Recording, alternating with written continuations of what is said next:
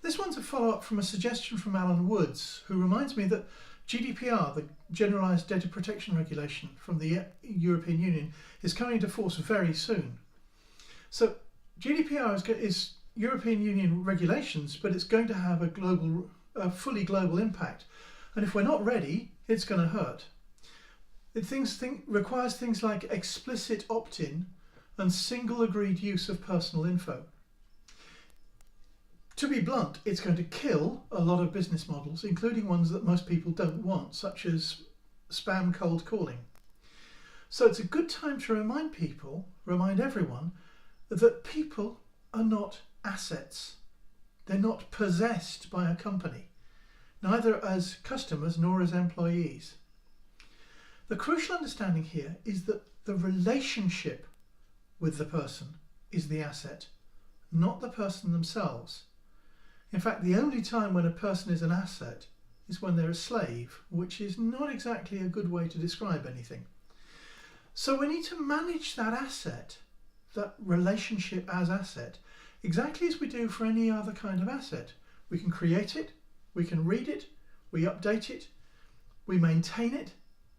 These are all standard functions that we think of in terms of data assets or physical assets. But a crucial point about understanding about a relationship asset is that it exists between, and it can be dropped from either end. So a customer can end the relationship even if we don't know that it's been ended. Just as a personal example right now, I ordered a particular type of shirt from Amazon. I'm now being besieged by adverts from all manner of people trying to sell me exactly the same shirt that I've already bought. This is extremely frustrating. So the relationship with those companies is wrecked by misusing this idea of single use of information. And also crucial to understand is that information about a relationship is not the same as the relationship itself. If we make that mistake, then that's where a lot of problems come with CRM systems, customer relationship management systems. In fact, a CRM to a large extent is based on a fundamental error in assuming that information about a relationship is the same as the relationship. Don't make that mistake in your architecture. So the crucial one here is to understand that people are not assets. It is the relationship that we have with those people that is the actual asset.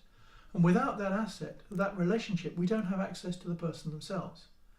We need to maintain the asset exactly as the same as for any other kind of asset.